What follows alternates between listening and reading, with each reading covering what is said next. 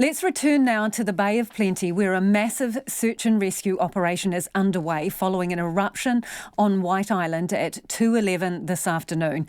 Initially, it was thought 100 people were on or around the island at the time, but the police now say it was around 50. At least 20 have been injured, seven of them are believed to be critical. Police are due to hold a press conference at 6:30 tonight, which we'll be staying on air for. Our reporter Andrew McRae is in Whakatāne and will join us shortly. But St John's Director of Operations, Norma has confirmed to Checkpoint that some patients are critical and have burns. Earlier, she told our reporter Katie Doyle the situation is serious. We currently have officers in the air. So we are using Whakatāne Airport as a staging post. So we have up to 7 helicopters that are based there, and they are going out to the island. We're very lucky that we've got our medical director, our national medical director, Dr. Tony Smith, on one of the helicopters with other experienced paramedics who are assessing casualties on the island and then coordinating the evacuation. And those are, in the main, they will be being flown directly to receiving hospitals in the region. The number of casualties are yet to be determined, but they are in the numbers of 20 plus, various levels of seriousness. Obviously, burns are the main issue. And you say that there are about 20 people, or around about 20 people that may have been injured. Do we know if people are critical and if anyone has died? At this stage, we can't determine those sorts of numbers and status of patients. But what I will say is that this is serious, and that information could change. I mean, sorry, can I just clarify, is anyone critical? Not even numbers, but are there critical patients? Some of the patients, yes, so there are critical patients amongst them, yes.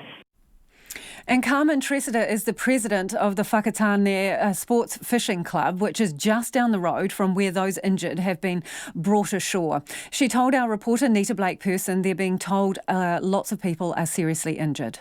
So there's a lot of ambulances. We've got 3 helicopters, one being the Westpac, and it looks like a helicopter from Auckland as well. A lot of action down there at the moment, so they've cordoned the whole area off, so no one can actually go past what we call Harvey Street. People can still walk a little bit away where the boats are, but they're stopping that as well because there's, I presume, critically injured people trying to get onto the helicopters and stabilise them to get them out of here. And what are you hearing about the condition of those people? Serious, yeah, lots of serious injuries. We've seen the boat, the White Island boats come back. One's come back covered in ash. Very traumatic for the people that have been on those boats. Are they being treated on the waterfront, or are people being moved pretty quickly? They've all been treated down what we call at our way station area, which is where the boats launch out of Whakatāne. So, yeah, it looks they've set up a trauma unit down there with all the ambulances and, doctors, I presume, etc. You're right next to the tour operators. Do you have any idea how they're coping or what's happening there tonight? The police are with the company at the moment, and the people that have come off the boat, I presume the workers have come up the boat and they've gone straight and been looked after. So we're just here to help in case anybody needs somewhere to come, just sit so we're just open and look after whoever we need to. Are there friends and family of those injured nearby? The people, the workers from the boats, yes, the families are here we're waiting for them to come back in because, like us, they had no idea who was on the boats and who wasn't, or if there was any injuries, so we are pretty much in the dark like everybody else, just listening to the reports at the moment. They're moving everybody back from down at Muriwai Drive, making sure that there's room for the helicopters to take off. Were you shocked when you heard the news?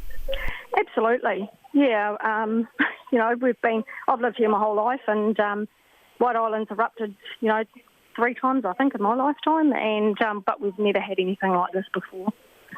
Yeah, it's not good at all. That's Carmen Tressider, president of the Whakatāne Sports Fishing Club.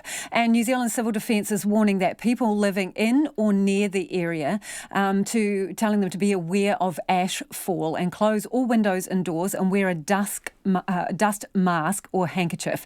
GNS says it appears ashfall is confined to the island at the moment, but there may be a small amount reaching East Cape in the coming hours.